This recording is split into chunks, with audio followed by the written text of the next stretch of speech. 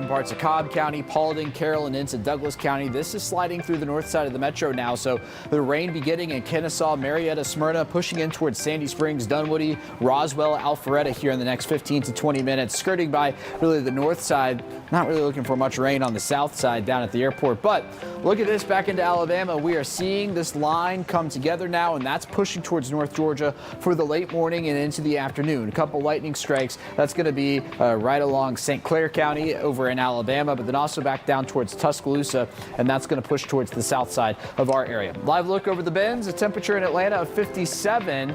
Down to the south, it's warmer. It's in the 60s and 70s down towards Eatonton and Macon. 50s in Atlanta for the next little while. And then into the afternoons, we're going to get into the 60s. Details on this wind chill situation. Yes, we're calling it a situation. That comes right here in a few minutes. Caitlin? All right, you have our attention for sure, Alex. Thanks so much. It is now 7:01 and a memorial 5K being held today in Athens, honoring Laken Riley, the nursing student killed while running on UGA's campus back in 2024. Her killer, Jose Ibarra, sentenced to life in prison that same year. And Good Day's Kim Leffler has followed her story from the very beginning, joining us with more on what to expect this morning. Kim, good morning. Good morning, Caitlin. Well, as you can see here behind me, setup is underway for this 5K. This is right by the Tate parking deck. This, of course, is just one day before the 2-year anniversary of Laken Riley's death. The community coming together today for this 5K, as well as a memorial service. Laken Riley was last seen running on UGA's campus the morning of February 22nd, 2024. Her roommates called 911 when she never returned home. Police found her body hours later in a wooded area near Lake Herrick. Her killer, Jose Ibarra, entered the country illegally and was convicted of all counts against him, including malice murder. This sick, twisted, and evil coward showed no regard for Laken or human life. I hope this sentencing sets a precedent so it stops with Laken and fails to happen to anyone again. Since Riley's death, UGA has invested over $7 million to install call boxes, fencing, and improve lighting. Legislators also quickly took action. Representative Mike Collins introduced the Laken Riley Act in 2024, requiring ICE to detain illegal immigrants accused of crimes like theft or burglary. Riley's family joined President Trump as he signed that bill into law in January of 2025. To Laken's family, we will keep Laken's memory alive in our hearts forever, everyone's hearts. With today's action, her name will also live forever in the laws of our country, and this is a very important law. This is something that has brought Democrats and Republicans together. That's not easy to do. Laken did it. The Run for Your Life 5K is going to be starting in just about an hour at 8 o'clock. Check-in is going to begin here momentarily. And following the race, there's also going to be that memorial service. That is going to start at 10 a.m. We know Mike Collins will be speaking, as well as members of Laken Riley's family. We will, of course, keep you updated throughout the morning here on Good Day Atlanta, as well as Fox Local. Live this morning in Athens, Kim Leffler for Good Day Atlanta. Thanks for that update, Kim. We'll check in with you in just a little bit. And developing this morning just into the Fox 5 newsroom, we have learned that former Olympian Jeff Galloway is in the hospital. Family members posting on his social media account that he had emergency neurosurgery, is now being cared for in the ICU. Now, over decades, millions of runners and walkers have read his books, attended his running school, joined his training process. He's been here on Good Day Atlanta so many times.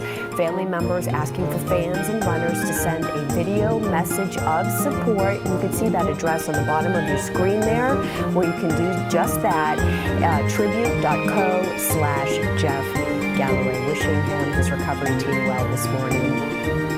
A cold case more than 8 years old finally coming to a close. The Paulding County Sheriff's Office says Heather Turner's death was not a homicide, but a suicide.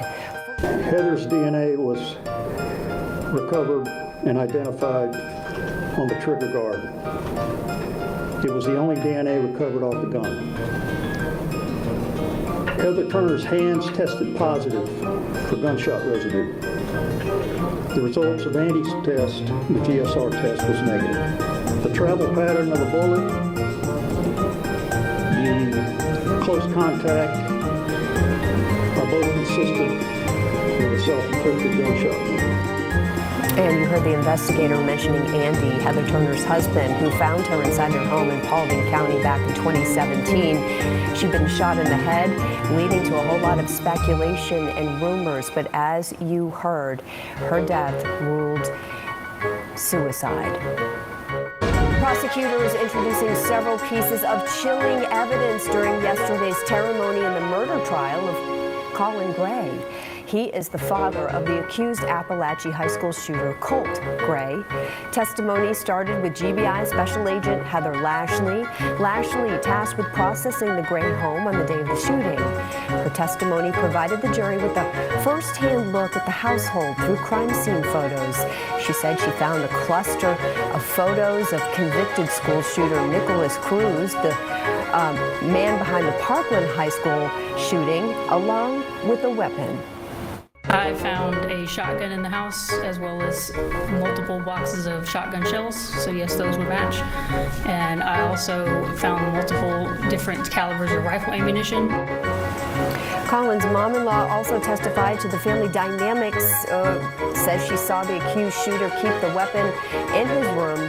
Court is expected to resume Monday, and Colt's mother is expected to take the stand. Prosecutors told the judge they hope to rest their case next week. Judge Glenda Hatchett appearing in court yesterday, responding to a claim from the Georgia Sheriff's Association. Hatchett was ordered to pay attorney fees. This is after she dropped a lawsuit against the group. Former Bleckley County Sheriff Chris Cootie pleaded guilty to sexual battery for groping Hatchett in 2022 during a reception for the association.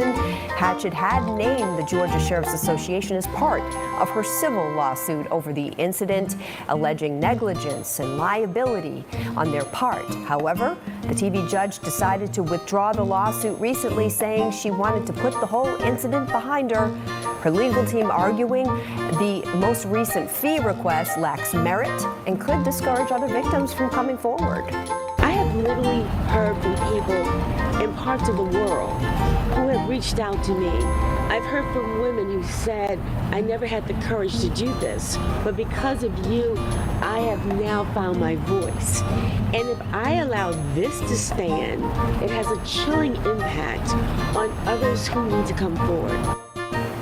Judge Hatchett says her team will not be quiet on this issue. We'll keep you updated. And developing, a Hall County high school teacher, soccer coach, arrested and charged with raping an underage family member.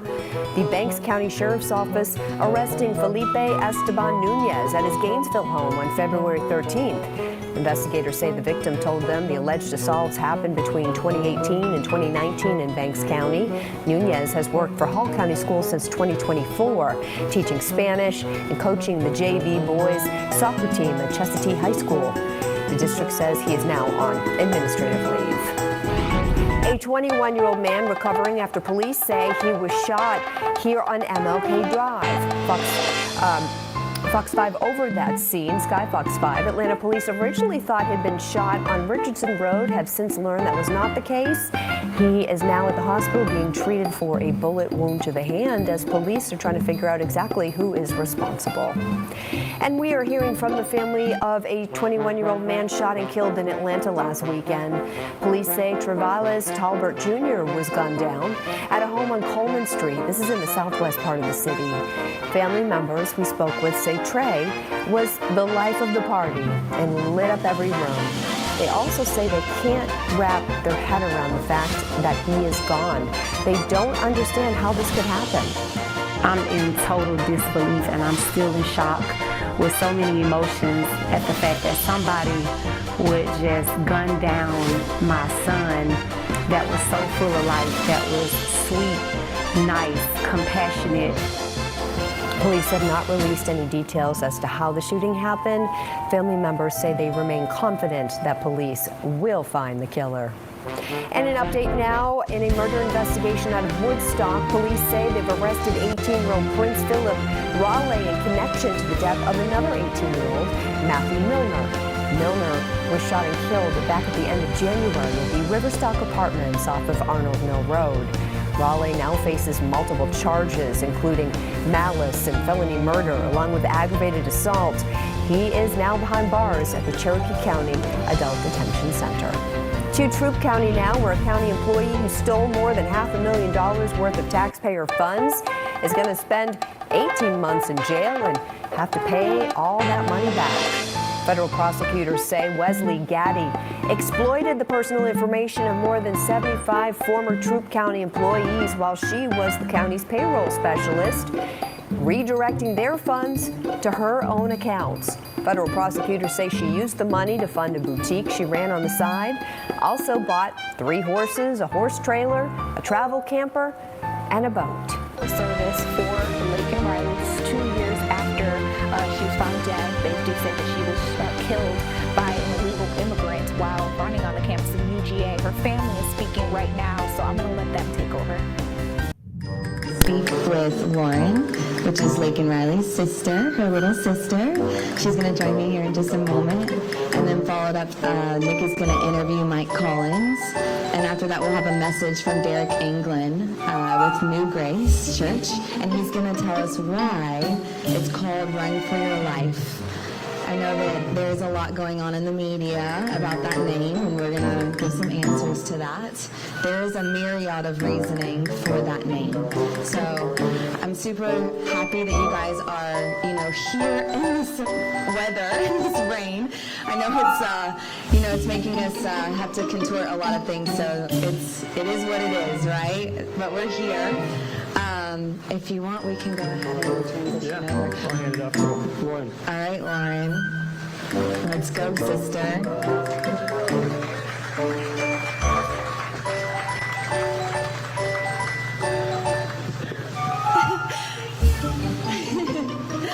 Yeah, can we get another round of applause for Lauren? You want to sit? I think I might just stand. Yeah. Let's do it. Okay. All right. I usually go off the cuff, but I'm going off the cuffs, so let's see how it goes. One of us has to stay on track, I think. Might be crazy. We'll see how it goes. Real quick, just a little background. At the beginning of this year, the reason that this happened is, I felt God's heart for their family and everything that they've been going through. And I reached out to the Laken Hope Foundation, asked them, hey, do you guys have anything coming up for this memorial? And Lauren called me, and she was like, I was just talking to my dad about this. I would love to do something. I think this is a God thing. And so after we had this conversation, we met for coffee. And it was only 5 weeks ago that all of this started getting planned, just so you guys know. And so we'll go right into learning a little bit about your process, Lauren. So here's some questions that we came up with for you guys, just to get to know a bit more about her and her family. So, Lauren, what was it like growing up with your older sister, Laken? First, hi guys, thank you so much for coming. This is great, and I'm so happy that everyone has been here. I'm Lauren, if we haven't met, and I had the privilege of living with Laken as my older sister. I think sister is kind of a loose term because it's very broad, and it leaves room where you have to clarify how close you were, what the relationship was. But I'm so lucky. Laken was my best friend. And